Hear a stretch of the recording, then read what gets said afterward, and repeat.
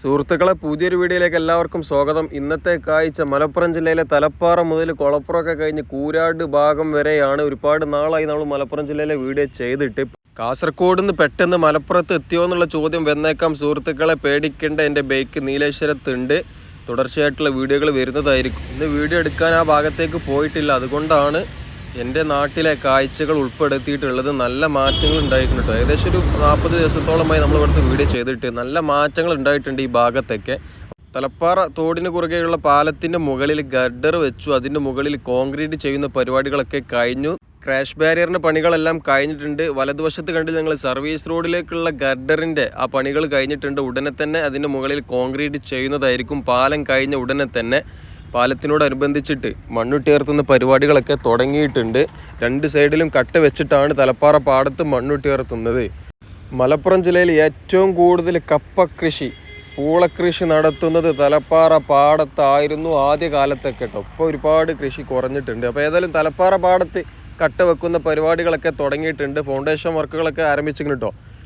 ഈ പാലത്തിൻ്റെ പണി നടക്കുന്ന സമയത്ത് തന്നെ ഒരുപാട് മണ്ണ് ഇവിടെ കൊണ്ടുവന്ന് തട്ടിയിട്ടുണ്ടായിരുന്നു. അപ്പോൾ അതിൻ്റെ മുകളിലാണ് ഇപ്പോൾ കട്ട വെച്ചിട്ട് മണ്ണിട്ട് ഉയർത്തുന്നത്. ആ മണ്ണൊക്കെ സെറ്റ് ആയിട്ടുണ്ട്. ഏകദേശം ഒരു 1.5 കൊല്ലത്തോളം മുമ്പ് മണ്ണിട്ടതാണ്. ആ മണ്ണൊക്കെ കണ്ട് സെറ്റ് ആയിട്ടുണ്ട്. തലപ്പാടിയിൽ നിന്ന് തുടങ്ങിയതാണ്. പെട്ടെന്ന് മലപ്പുറത്തെ ഒരു കാഴ്ച കാണുമ്പോൾ ആ ഒരു തുടർച്ച നഷ്ടപ്പെട്ടേക്കാം. പക്ഷേ സുഹൃത്തുക്കളെ, എന്താ വെച്ചാൽ നമ്മൾ ഇന്ന് ഏതായാലും പോയിട്ടില്ല. അപ്പോൾ വെറുതെ നാട്ടിലിരുന്നപ്പോൾ ഒന്ന് ഡ്രോൺ എടുത്ത് ഇറങ്ങിയതാണ്. പിന്നെ അതിനിടയിൽ ഒരുപാട് കാര്യങ്ങൾ പറയാനുണ്ട്. വെറും ഈ കാഴ്ചകൾ മാത്രം കണ്ടാൽ പോരല്ലോ, നമുക്ക് ഒരുപാട് കാര്യങ്ങൾ ചർച്ച ചെയ്യാനുണ്ട്. അതിലൊന്നാണ് അണ്ടർപാസുകൾക്കടിയിൽ കളർ ചെയ്യുന്ന പരിപാടികളൊക്കെ ആരംഭിച്ചിട്ടുണ്ട്. അതേ ഒരു കളർ നീല പെയിൻ്റാണ് ഇവിടെയും അടിക്കുന്നത് കേട്ടോ. പിന്നെ അതിനോടൊപ്പം തന്നെ നാഷണൽ ഹൈവേ അതോറിറ്റി ഇന്ത്യൻ റെയിൽവേയെ വാർഷിക വരുമാനത്തിൽ കടത്തി വെട്ടുമോ? അതാണിന്ന് നമ്മൾ ചർച്ച ചെയ്യാൻ പോകുന്നത്. 2030 കൂടിയിട്ട് 1,30,000 കോടി വാർഷിക വരുമാനം കണക്കാക്കുന്നുണ്ട് എന്ത് നാഷണൽ ഹൈവേ അതോറിറ്റി. പിന്നെ ഈ ഒരു റോഡ് വന്നതിന് ശേഷം, അതായത് പുതിയ 6 വരി വന്നതിന് ശേഷം രൂപം കൊണ്ടൊരു അങ്ങാടിയാണ് വലിയ പറമ്പ്. ഈ പുതിയ റോഡ് നിർമ്മിക്കുന്നതോട് കൂടിയിട്ട് നല്ല മാറ്റങ്ങൾ ഉണ്ടായിട്ടുണ്ട്. പല അങ്ങാടികളും നശിച്ചു പോവുകയാണ് ചെയ്തിട്ടുള്ളത്. പക്ഷേ വലിയ പറമ്പ് എന്തായാണ്ട് ഉഷാറായി. വലിയ പറമ്പിൽ നിന്ന് നേരെ അങ്ങോട്ട് പാടത്തിൻ്റെ അപ്പുറത്താ കാണുന്നതാണ് മമ്പുറം വലിയ പള്ളി. മമ്പുറം ഭാഗമാണ് ആ കാണുന്നത്. സുഹൃത്തുക്കളെ, നമ്മളെ നാട്ടിൽ നെല്ല് കൊയ്യുന്ന പരിപാടികളൊന്നും തുടങ്ങിയിട്ടില്ല. എല്ലാ സ്ഥലത്തും എല്ലാ പാടത്തിൻ്റെ കളറൊക്കെ മാറി. പക്ഷേ നമ്മളെ നാട്ടിൽ ഇപ്പോഴും പച്ചപ്പ് നിറഞ്ഞ പാടങ്ങളാണ്. പിന്നെ എടുത്തു പറയേണ്ട ഒരു കാര്യം, ഇവിടെ മലപ്പുറം ജില്ലയിലെ അണ്ടർപാസുകൾക്ക് അടിയിലൊക്കെ കളർ പൂശുന്ന പരിപാടികൾ തുടങ്ങിയിട്ടുണ്ട്. ഇടിമുഴക്കൽ അണ്ടർപാസിൽ അതിൻ്റെ പണികൾ കഴിഞ്ഞിട്ടുണ്ടോ. തലശ്ശേരി മാഹി ബൈപ്പാസിലുള്ളത് പോലത്തെ പെയിൻ്റാണ് അവിടെയും അടിച്ചിട്ടുള്ളത്, നീല കളർ കേട്ടോ. അപ്പം മലപ്പുറം ജില്ലയിലെ പാലങ്ങൾക്കും പിയറിനും എല്ലാ സ്ഥലത്തും ഇതേപോലത്തെ മാഹി ബൈപ്പാസിലുള്ള ആ ഒരു ഡിസൈനുള്ള കളറായിരിക്കും ചെയ്യുന്നത്. ആ ഒരു നീല കളറുള്ള പെയിൻ്റ് ആയിരിക്കും എല്ലാ ഭാഗത്തും കേട്ടോ. ഊരാളുങ്കൽ കമ്പനിയുടെ റീച്ച് ഒഴിച്ചിട്ട് ബാക്കിയുള്ള എല്ലാ റീച്ചിലും S&G കമ്പനിയാട്ടെ, S&G എഞ്ചിനീയേഴ്സ് ആൻഡ് കമ്പനിയാണ് പെയിൻറ്റിങ് വർക്ക് ഏറ്റെടുത്തിട്ടുള്ളത്. മലപ്പുറം ജില്ലയിൽ പൊന്നാനി ഭാഗം വരെ ഇത്തരത്തിലുള്ള നീല കളറായിരിക്കും വരും കേട്ടോ. നല്ല ഉരച്ചിട്ടാണ്, അതായത് കോൺക്രീറ്റിൻ്റെ തെറിച്ച് നിൽക്കുന്ന ഭാഗങ്ങളൊക്കെ ഉണ്ടല്ലോ, അതൊക്കെ ഒരതി ഒഴിവാക്കിയിട്ടാണ് പണികൾ നടത്തുന്നത്. നല്ല വൃത്തിയുള്ള പണിയാണ്. പിന്നെ പുട്ടി ഇടുന്ന പരിപാടിയില്ല. പുട്ടിക്ക് പകരം റിപ്പയറിംഗ് മോർട്ടാർ എന്ന പരിപാടിയാണ് ഇവർ ഉപയോഗിക്കുന്നത്. ഇവിടെ നിന്ന് കണ്ട ഒരു സുഹൃത്ത് നമ്മോട് പറഞ്ഞതാണ്, ഊരാളുങ്കലിൻ്റെ പണി കിട്ടിക്കാന്നുണ്ടെങ്കിൽ സുഖമാണ്. ഇതേപോലെ ഈ ഒരതിന് ആവശ്യമില്ല. ഊരാളുങ്കലിൻ്റെ പണി അത്രയും പെർഫെക്റ്റ് ആണ്. ഇതേപോലെ മിനുസപ്പെടുത്തുന്നത് ഈ ഒരു മെഷീൻ ഉപയോഗിച്ചിട്ടാണ് മിനുസപ്പെടുത്തുന്നത്. അപ്പം എന്താണ്, പുട്ടിട്ടതുപോലെ ഉണ്ടാകും, പുട്ടിൻ്റെ ആവശ്യമില്ല.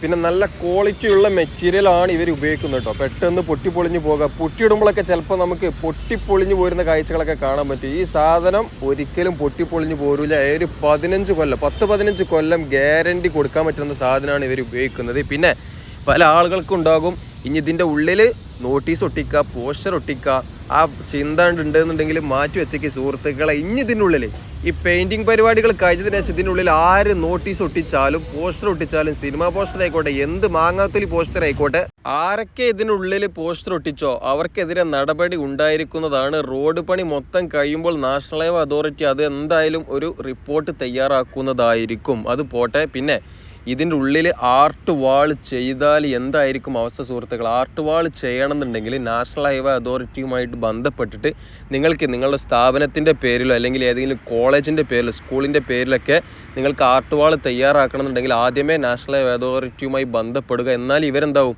ആ ഭാഗത്ത് ഇവർ പണി ചെയ്യാതെ വൈറ്റ് ആക്കിയിട്ട് പ്ലെയിൻ ആക്കിയിട്ട് തരും. നിങ്ങൾക്ക് ആർട്ട് വാൾ ചെയ്യണമെന്നുണ്ടെങ്കിൽ അവിടെ ചെയ്യാം. ഏതെങ്കിലും ബാങ്കിൻ്റെ കീഴിലോ ഏതെങ്കിലും വലിയ സ്ഥാപനത്തിൻ്റെ കീഴിലോ കോളേജിലുള്ള ടീമിനോ അങ്ങനെ ആർക്കെങ്കിലും താല്പര്യം ഉണ്ടെങ്കിൽ, അല്ലെങ്കിൽ NSSൻ്റെ ഏതെങ്കിലും ടീമിനോ അങ്ങനെ ആർക്കെങ്കിലൊക്കെ എന്തെങ്കിലും താല്പര്യം ഉണ്ടെന്നുണ്ടെങ്കിൽ നാഷണൽ ഹൈവേ അതോറിറ്റിയുമായിട്ട് ബന്ധപ്പെടുക. ഈ സ്ഥലത്ത് അണ്ടർപാസിൻ്റെ ഉള്ളിൽ ഞങ്ങൾ ആർട്ട് വാൾ തയ്യാറാക്കിക്കോളാം. അണ്ടർപാസ് മാത്രമാക്കണ്ട, ഈ പാലങ്ങൾക്കടിയിലും മറ്റൊക്കെ ആയിട്ട് നിങ്ങൾക്ക് ആർട്ട് വാൾ എവിടെ തയ്യാറാക്കാൻ പറ്റുമോ അവിടെയൊക്കെ തയ്യാറാക്കാം. ആദ്യം നാഷണൽ ഹൈവേ അതോറിറ്റിയുമായിട്ട് ബന്ധപ്പെട്ടിട്ട് പെർമിഷൻ വാങ്ങുക. അതേപോലെ ഇവരോടും ബന്ധപ്പെടണം കേട്ടോ, S&G കമ്പനിയുമായിട്ട് ബന്ധപ്പെടണം. അവർ നിങ്ങൾക്ക് അതിന് വേണ്ടിയിട്ടുള്ള സൗകര്യങ്ങളൊക്കെ ചെയ്ത് തരുന്നതായിരിക്കും. പിന്നെ ആർട്ട് വാളൊക്കെ ചെയ്താൽ ഒന്നും കൂടി അട്രാക്റ്റീവ് ആകും. പുറത്തുനിന്ന് വരുന്ന ആളുകൾക്കാവും കേരള സുന്ദർ ഹേ, കേരളമേ ബഹുത് അച്ഛ കലാകാർ ഹേ എന്നൊക്കെ പറഞ്ഞോളൂ. അപ്പം എന്താണ് ആർട്ട് വാൾ ചെയ്ത് ഈ നീല കളർ പൂശുന്നതിനേക്കാൾ ഏറെ ഉഷാറാണ് ഏത് ആർട്ട് വാൾ, ധർമ്മടം ചിറുക്കുനി ആ ചിറുക്കുനി ഭാഗത്തൊരു ആർട്ട് വാൾ ഉണ്ട്. കഴിഞ്ഞ വീഡിയോയിൽ ഞാൻ ഉൾപ്പെടുത്താൻ മറന്നു സുഹൃത്തുക്കളെ. അപ്പോൾ ആ ഒരു ആർട്ട് വാളൊക്കെ ഒന്ന് പോയി കാണും. എന്താണ് അതിൻ്റെയൊക്കെ. അവിടെ മാത്രമല്ല പല സ്ഥലത്തും ഇന്ത്യയിൽ ഒരുപാട് സ്ഥലത്ത് ഇപ്പോൾ പാലങ്ങൾക്കടിയിൽ ആർട്ട് വാളുകളാണ്. അതേപോലെ പാസുകൾക്കടിയിലൊക്കെ ആർട്ട് വാളുകളുണ്ട്. എന്തിനു പറയുന്നത്, ചെന്നൈയിലും അതേപോലെ പിന്നെ ലാസ്റ്റ് നമ്മൾ പോയതോടെ മഹാരാഷ്ട്രയിലൊക്കെ ആർട്ട് വാളിൻ്റെ പൂരാണ്. അതേപോലെ ചെന്നൈയിലൊക്കെ നല്ല ചിത്രങ്ങൾ കേട്ടോ. ഓരോ പിയർമേലും ഓരോ മെസ്സേജാണ്, ചിത്രത്തിന് ഓരോ മെസ്സേജാണ് കൊടുത്തിട്ടുള്ളത്. അതൊക്കെ എനിക്ക് തോന്നുന്നു ഏതോ വലിയ കമ്പനി ഏറ്റെടുത്തതാണെന്ന് തോന്നുന്നു. അതൊക്കെ കാണുമ്പോൾ മനസ്സിനൊരു റാത്താണ്. വെറും പോസ്റ്റർ മാത്രം ഒട്ടിച്ച് കേട് വരുത്തിയിരുന്ന അണ്ടർപാസുകളും തൂണുകളൊക്കെ ഇതേപോലെ ആർട്ട് വാളുകൾ വരുമ്പോൾ ഒന്നും കൂടി എന്താണ് മൊഞ്ച് കൂടുകയും ചെയ്യും, കണ്ണിന് കുളിർമ കൂടുകയും അതേപോലെ പുറത്തുനിന്ന് വരുന്ന ആളുകൾക്ക് എന്താണ് കേരളത്തെ കുറിച്ചിട്ട് നല്ല അഭിപ്രായം വരുന്നതായിരിക്കും. അത് പോട്ടെ, അതിനിടയിൽ ഇവിടെ നടന്ന മാറ്റങ്ങളൊക്കെ നിങ്ങൾ കണ്ടില്ലേ. അരീത്തോട് ഭാഗത്ത് ഞാൻ പണ്ട് പറഞ്ഞതുപോലെ 2 തെങ്ങിൽ 1.5 തെങ്ങിൻ്റെ ഹൈറ്റ് ആയിട്ടുണ്ട്. കട്ട വെച്ച് മണ്ണിട്ട് ഉയർത്തുന്ന പരിപാടികൾ ദിനം പ്രതി നല്ല മാറ്റങ്ങളാണ്. അതായത് ഈ കട്ട വെക്കുന്നത് എൻ്റെ നാടായതുകൊണ്ട് പറയില്ല, ഞാൻ ഈ കാസർഗോഡൊക്കെ പോയി വെള്ളിയാഴ്ച ദിവസങ്ങളായിരിക്കും ഫ്രീ ആയിട്ട് അങ്ങാടിയിലേക്ക് ഇറങ്ങുമ്പോൾ ഉണ്ടാവും എന്താണ് 10 മുതൽ 15 കട്ട വരെ വെച്ചിട്ടുണ്ടാവും. അത്ര വരിയിൽ കട്ട വെച്ചിക്കണം. അപ്പോൾ അതേപോലെ ഇങ്ങനെ ഓരോ ആഴ്ചക്ക് മാറ്റങ്ങൾ വന്നുകൊണ്ടിരിക്കുന്നുണ്ട്. പിന്നെ ചോലക്കൽ അണ്ടർപാസിൻ്റെ പണികൾ കഴിഞ്ഞെങ്കിലും കേട്ടോ. അണ്ടർപാസ് എന്ന് പറയാനില്ല, ചെറിയൊരു എന്താ ഇപ്പോൾ പറയുക, ആളുകൾക്ക് അങ്ങോട്ടും ഇങ്ങോട്ടും കടക്കാൻ ചിലപ്പം KNRൻ്റെ ആളുകൾ പറഞ്ഞത് എന്താ വെച്ചാൽ സ്കൂൾ കുട്ടികൾക്ക് അപ്പുറത്തേക്കും ഇപ്പുറത്തേക്കും കടക്കാൻ വേണ്ടിയിട്ടാണ് ഇവിടെ ഒരു അണ്ടർപാസ് അനുവദിച്ച് കൊടുത്തിട്ടുള്ളത്. അപ്പോൾ ചെറിയൊരു പാസ്സാണ്, 3 മീറ്റർ മാത്രമാണ് വീതി. അപ്പോൾ ഇതിലൂടെ വാഹനങ്ങൾ അങ്ങോട്ടും ഇങ്ങോട്ടും കടന്നാൽ അപകട സാധ്യത കൂടുതലാണ്. അപ്പോൾ എന്താണ് ഇതിനുള്ളിലൂടെ വാഹനം കടത്തി വിടാൻ ചാൻസ് ഇല്ല. ചിലപ്പോൾ എന്താണ് ചെറുതായിട്ട് സർവീസ് റോഡിൽ നിന്ന് ചെറിയൊരു സ്റ്റെപ്പ് ഉയരം കൂടാൻ ചാൻസ് ഉണ്ട് ഈ ഒരു പാസ് കേട്ടോ. ചോലക്കൽ ഭാഗത്ത് പകുതി ഭാഗത്ത് 6 വരിയുടെ പണികളൊക്കെ കഴിഞ്ഞതാണ്. അതായത് ഫസ്റ്റ് കോട്ട് ടാറിങ്ങിൻ്റെ പണികളൊക്കെ കഴിഞ്ഞതാണ്. ഇപ്പോൾ ബാക്കിയുള്ള സ്ഥലത്ത് ഈ ഭാഗത്തൊക്കെ ബിറ്റുമിൻ സ്പ്രേ ചെയ്തിട്ടുണ്ട്. BT ചെയ്യുന്ന പരിപാടികൾ ഇങ്ങനെ നടന്നുകൊണ്ടിരിക്കുന്നുണ്ട്. ഇവിടുന്ന് ദൂരത്തുനിന്ന് നിങ്ങൾ കാണുന്നുണ്ടോയെന്നറിയില്ല. ഇതാണ് മെർജിങ് പോയിന്റ്. വെളിമുക്ക് കഴിഞ്ഞ് കാണുന്നുണ്ടെങ്കിൽ ഇവിടെ നിന്നാണ് എക്സിറ്റ് ഉള്ളത് കേട്ടോ. മമ്പുറം മക്കാമിലേക്ക് പോകുന്ന വാഹനങ്ങളൊക്കെ വെളിമുക്ക് ഭാഗത്തുനിന്ന് എക്സിറ്റ് ആവേണ്ടതാണ്. ഇതിനിടയിൽ ചിലപ്പോൾ ഒരു മെർജിങ് പോയിന്റ് ഉണ്ടാവില്ല, ഒരു എക്സിറ്റോ എൻട്രിയോ വരാൻ ചാൻസ് ഉണ്ട്. കൊളപ്പുറത്തിനും ചോലക്കലിനും ഇടയിൽ BT ചെയ്യുന്ന പരിപാടികൾ നടന്നുകൊണ്ടിരിക്കുന്ന സുഹൃത്തുക്കളെ തൽക്കാലം സ്റ്റോപ്പ് ചെയ്ത് കേട്ടോ. പിന്നെ ഇന്ത്യൻ റെയിൽവേ ആണ് ഇന്ത്യയിൽ ഏറ്റവും കൂടുതൽ വരുമാനമുണ്ടാക്കുന്ന സ്ഥാപനം. അതായത് ഗവൺമെൻറ്റിൻ്റെ സ്ഥാപനത്തിൽ ഇന്ത്യൻ റെയിൽവേ അങ്ങനെ തന്നെയാണെന്ന് തോന്നുന്നു. ഒരുപാട് കാലം മുമ്പൊക്കെ ഇന്ത്യൻ റെയിൽവേ ആണ്. പക്ഷേ നാഷണൽ ഹൈവേ അതോറിറ്റി അതിനെ പിന്തള്ളാനുള്ള പുറപ്പാടിലാണ്. അതായത് നാഷണൽ ഹൈവേ അതോറിറ്റി ആയിരിക്കും ഇനി ഏറ്റവും കൂടുതൽ വരുമാനം കിട്ടുന്ന ഒരു സ്ഥാപനമല്ല, ആ ഒരു നാഷണൽ ഹൈവേ അതോറിറ്റിക്കായിരിക്കും ഇനി ഇന്ത്യയിൽ ഏറ്റവും കൂടുതൽ പൈസ കിട്ടാൻ പോകുന്നത്. 2030 കൂടിയിട്ട് 1,30,000 കോടിയാണ് ടോളിൽ നിന്നുള്ള വരുമാനം കണക്കാക്കുന്നത്. 2022-23 ഈ കാലയളവിൽ ഒരു മാസത്തിൽ ശരാശരി നാഷണൽ ഹൈവേക്ക് കിട്ടിയിട്ടുള്ള ടോൾ വരുമാനം ഒരു മാസത്തെ കണക്കാട്ടോ 3,841 കോടി രൂപ. ഇത് ഈ 2022-2023 ഇനി 2030 ആകുമ്പോഴത്തേന് ഒരുപാട് റോഡുകൾ ഇന്ത്യയിൽ ഓപ്പൺ ആകാനുണ്ട്. അതിൽ ഏറ്റവും പ്രധാനപ്പെട്ട ഏറ്റവും കൂടുതൽ വരുമാനം കിട്ടുന്ന റോഡാണ് ഏത്, ഡൽഹി മുംബൈ എക്സ്പ്രസ് ഹൈവേ. അത് ജയ്പൂർ വരെ നീട്ടാൻ ചാൻസ് ഉണ്ട് കേട്ടോ. ജയ്പൂർ വരെ നീട്ടുന്നുണ്ട്. പിന്നെ ഈ നാഷണൽ ഹൈവേയിൽ ഇലക്ട്രിക് ലൈൻ ബസ്സുകൾ വരുന്നുണ്ട്. നിതിൻ ഗഡ്കരിജിയുടെ ഒരു പ്രസംഗം നിങ്ങൾ കേട്ടിക്കണമെന്നറിയില്ല, ഒരു റീലൊക്കെ കുറച്ച് മുമ്പ് കളിച്ചിട്ടുണ്ടായിരുന്നു. ഇൻസ്റ്റാഗ്രാമിൽ റീൽ വന്നിട്ടുണ്ടായിരുന്നു. അപ്പോൾ ഈ ഒരു ജയ്പൂർ മുതൽ ഡൽഹി വരെ ഇലക്ട്രിക് ലൈൻ ബസ്സുകൾ വരുന്നുണ്ട്. ഡീസൽ ബസ്സിനേക്കാൾ ഏറെ 30% ടിക്കറ്റിൻ്റെ പൈസ കുറവായിരിക്കും. ലക്ഷറി യാത്രയായിരിക്കും, AC ഫുൾ കംഫർട്ടബിൾ ആയിട്ടുള്ള യാത്രയായിരിക്കും. അപ്പോൾ ഇതേപോലെ ഇലക്ട്രിക് ബസ് ലൈനുകളും നാഷണൽ ഹൈവേയിൽ വന്നിക്കാന്നുണ്ടെങ്കിൽ എന്തായി, 1,30,000 അല്ല 2 ലക്ഷം ഉണ്ടാക്കാം. പിന്നെ ഇതാണ് കൊളപ്പുറത്ത് പ്രശ്നം നടക്കുന്നുണ്ട്. ഇതാണ് അരീക്കോട് പരപ്പനങ്ങാടി സംസ്ഥാന പാത. ഈ റോഡിന് കുറുകെയാണ് ഓവർപാസ് നിർമ്മിച്ചിരുന്നത് എങ്കിൽ ആളുകൾ ഒരുപാട് ദൂരം ചുറ്റിക്കറങ്ങി വരേണ്ടതില്ല. ഇതിപ്പോൾ സർവീസ് റോഡ് വൺ വേ ആയതുകൊണ്ട് വാഹനങ്ങൾക്ക് അങ്ങോട്ടും ഇങ്ങോട്ടും പോകാൻ ബുദ്ധിമുട്ടുണ്ട് എന്നൊക്കെ പറഞ്ഞുകൊണ്ട് ഇവിടെ സ്റ്റേ ചെയ്തിട്ടുണ്ട്. പിന്നെ രാത്രിയിൽ ഇവിടെ മണ്ണ് കൊണ്ടുവന്ന് തട്ടിയപ്പോൾ ആളുകൾ തടഞ്ഞിട്ട് ആ മണ്ണ് തിരിച്ച് കൊണ്ടുപോയിട്ടിട്ടുണ്ട്. രണ്ടത്താണിയിൽ സ്റ്റേ ഒഴിവാക്കിയിട്ടുണ്ട്. പിന്നെ മന്ത്രി റിയാസ് ഇവിടെ സന്ദർശിച്ചപ്പോൾ കുഞ്ഞാലിക്കുട്ടി അന്ന് മന്ത്രിയോട് പറഞ്ഞിട്ടുണ്ടായിരുന്നു ഇവിടെ സർവീസ് റോഡ് 2 ലൈൻ ആക്കാം. ആ ഒരു വീഡിയോയിൽ, എൻ്റെ വീഡിയോയിൽ നിങ്ങളത് കണ്ടുക്കണമെന്നറിയില്ല.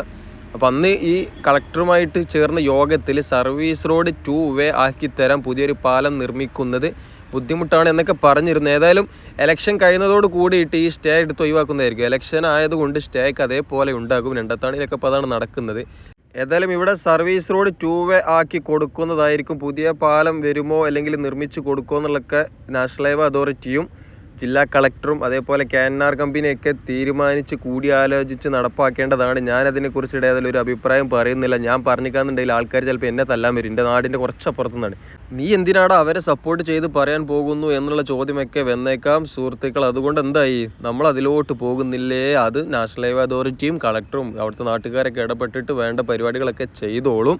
നമുക്ക് നമ്മളെ നാട് വികസിച്ചാൽ മതി. അതായത് ഇൻഫ്രാസ്ട്രക്ചറിലും ഇതേപോലെ നല്ല നല്ല റോഡുകളൊക്കെ വന്നിട്ട് നാടിങ്ങനെ വികസിച്ച് എൻ്റെ രാജ്യം, ഇന്ത്യ മഹാരാജ്യം ലോകത്തിന് മുമ്പിൽ ഒന്നാമതായിട്ട് തലയുയർത്തി നിൽക്കുന്ന കോലത്തിലെത്തിയാൽ മതി. അതാണ് ഓരോ പൗരനും, പ്രത്യേകിച്ച് എൻ്റെ മനസ്സിലൊക്കെ അതാട്ടോ, നമ്മളെ രാജ്യം ഒന്നാമതായിട്ട് ഇങ്ങനെ നിൽക്കണം. കൂരാട് പാടത്തൊക്കെ നല്ല വേഗത്തിൽ പണികൾ നടക്കുന്നുണ്ട്. അതോടൊപ്പം തന്നെ നെല്ല് കൊയ്യുന്ന പരിപാടികൾ ഒരു തലക്കന്ന് ഇങ്ങനെ തുടങ്ങിയിരിക്കുന്നു കേട്ടോ. ഒരു സൈഡിൽ നിന്ന് ഇങ്ങനെ, അതാണ് ആ പച്ചപ്പ് ഇങ്ങനെ കുറഞ്ഞു വരുന്നത്. പിന്നെ നിലവിലുള്ള റോഡ് മാന്തി പൊളിക്കുന്ന കാഴ്ചകളൊക്കെ കുറച്ച് മുമ്പ് ഞാൻ അപ്ലോഡ് ചെയ്തതായിരുന്നു. അപ്പോൾ ഇവിടെ തോടിന് കുറുകെ ഉണ്ടായിരുന്ന പഴയ പാലങ്ങളെല്ലാം പൊളിച്ചു മാറ്റുന്ന പരിപാടികൾ തുടങ്ങിയിട്ടുണ്ട്. പാലങ്ങൾ മാത്രമല്ല, കൾവെട്ടുകളെല്ലാം പൊളിച്ചു മാറ്റുന്ന പരിപാടികൾ നടന്നു കേട്ടോ. പിന്നെ അതേപോലെ സർവീസ് റോഡിൽ, അതായത് വലതുവശത്തുള്ള സർവീസ് റോഡിൽ തോടിന് കുറുകെയുള്ള പാലങ്ങളിൽ ഒരു പാലത്തിൽ ഗർഡർ വെക്കുന്ന പരിപാടികളൊക്കെ കഴിഞ്ഞിട്ടുണ്ട്. ഉടനെ തന്നെ കോൺക്രീറ്റ് ഉണ്ടായിരിക്കുന്നതാട്ടോ. അണ്ടർപാസുകൾക്കുള്ളിൽ ആർക്കെങ്കിലും ആർട്ട് വാൾ തയ്യാറാക്കണമെന്ന് താല്പര്യം ഉണ്ടെന്നുണ്ടെങ്കിൽ ഉടനെ തന്നെ അതത് ജില്ലയിലുള്ള നാഷണൽ ഹൈവേ അതോറിറ്റി ഓഫീസുമായിട്ട് ബന്ധപ്പെടുക. അതേപോലെ S&G എഞ്ചിനീയേഴ്സ് കമ്പനി, ഇവരുമായിട്ട് ബന്ധപ്പെടുക കേട്ടോ. ഇവരുമായിട്ട് ബന്ധപ്പെട്ടിട്ട് നിങ്ങൾക്ക് ഏതെങ്കിലും ക്യാമ്പസിനോ അല്ലെങ്കിൽ NSSൻ്റെ ഗ്രൂപ്പിനോ ഏതെങ്കിലും വലിയ സ്ഥാപനങ്ങൾക്ക്, പ്രത്യേകിച്ച് ബാങ്കുകൾ, അതേപോലെ സഹകരണ സ്ഥാപനം, അങ്ങനെ ആർക്കെങ്കിലും അണ്ടർപാസുകൾക്കുള്ളിൽ ആർട്ട് വാൾ തയ്യാറാക്കിയിട്ട് ഒന്നും കൂടി മനോഹരത കൂട്ടാൻ താല്പര്യം ഉണ്ടെന്നുണ്ടെങ്കിൽ എന്തായാലും നാഷണൽ ഹൈവേ അതോറിറ്റിയുമായിട്ട് ബന്ധപ്പെട്ടുള്ളൂ. ഇതൊരു അവസരമാണ്, അതായത് പരസ്യം ചെയ്യാനുള്ളൊരു അവസരമാണ്. ഈ ഒരു ഏതെങ്കിലും ഒരു ബാങ്ക്, ഇപ്പോൾ സൗത്ത് ഇന്ത്യൻ ബാങ്ക് ആണ് ഒരു അണ്ടർപാസിനുള്ളിൽ പെയിൻറ്റ് ചെയ്യുന്നത് എന്നുണ്ടെങ്കിൽ ഈ നല്ല അടിപൊളി വാളൊക്കെ ചെയ്തതിനു ശേഷം ചെറുതായിട്ട് ഇത് sponsor by South Indian Bank Chemmad branch, അതേപോലെ ഏതെങ്കിലും ബ്രാഞ്ചൊക്കെ അതേപോലെ സ്പോൺസർ ചെയ്യാന്നുണ്ടെങ്കിൽ ഒന്നും കൂടി ഉഷാറാകും. അപ്പോൾ ഏതായാലും അണ്ടർപാസുകളൊക്കെ നല്ല ഉഷാറായിട്ട് വാൾ ചിത്രങ്ങളൊക്കെ വരട്ടെ. പിന്നെ വാൾ ചിത്രങ്ങളില്ലാത്ത സ്ഥലത്ത് ഏത് സ്ഥലത്തും നോട്ടീസ് ഒട്ടിക്കാനും പോസ്റ്റർ ഒട്ടിക്കാനും ആരും വരണ്ട കേട്ടോ. നല്ല പണി കിട്ടുന്നതായിരിക്കും. പിന്നെ S&G കമ്പനിയും നിങ്ങൾക്കെതിരെ ആക്ഷൻ എടുക്കുന്നതാണ്, അവരും കേസ് കൊടുക്കുന്നതാണ്. അതേപോലെ നാഷണൽ ഹൈവേ അതോറിറ്റിയും ഭാവിയിൽ ശക്തമായിട്ടുള്ള നടപടി എടുക്കുന്നതായിരിക്കും. അപ്പോൾ ആരും നോട്ടീസ് ഒട്ടിക്കാനോ ഇനി ആണ്ട് നേർച്ച മറ്റേ നേർച്ച തലപ്പൊലി മത്സവം എന്നൊക്കെ പറഞ്ഞിട്ട് അതിൻ്റെ ഉള്ളിലേക്ക് ആരും പോകാൻ നിൽക്കണ്ട. നല്ല പണി കിട്ടുന്നതായിരിക്കും കേട്ടോ. പിന്നെ ഇപ്പോൾ ഒട്ടിച്ച് തീർക്കാനുള്ളതൊക്കെ ഒട്ടിച്ചാണ്ട് തീർത്തോളി.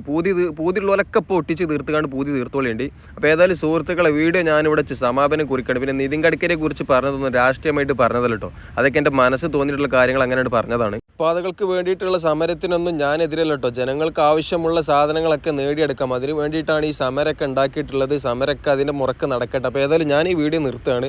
ഈ വീഡിയോയിൽ എന്തെങ്കിലും അഭിപ്രായ വ്യത്യാസമുള്ള കാര്യങ്ങളൊക്കെ പറഞ്ഞിക്കാന്നുണ്ടെങ്കിൽ എന്തായാലും കമൻറ്റിലൂടെ അറിയിക്കണം കേട്ടോ, എന്നാലേ എനിക്ക് അറിയാൻ പറ്റുകയുള്ളൂ. വീഡിയോ ഇഷ്ടപ്പെട്ടിക്കാണെന്നുണ്ടെങ്കിൽ ഒരു ലൈക്ക് ചെയ്തൊക്കെയുണ്ട്. അതേപോലെ ചാനൽ സബ്സ്ക്രൈബ് ചെയ്യാതെ കണ്ട സുഹൃത്തുക്കളൊക്കെ ഒന്നുണ്ട് സബ്സ്ക്രൈബ് ചെയ്തുകൊണ്ട് സപ്പോർട്ട് ചെയ്ത്, ഇതേപോലത്തെ വീഡിയോ ഇഷ്ടപ്പെടുന്ന ആളുകളൊക്കെ കണ്ട് ഷെയർ ചെയ്ത് കൊടുത്തേക്കുണ്ട്.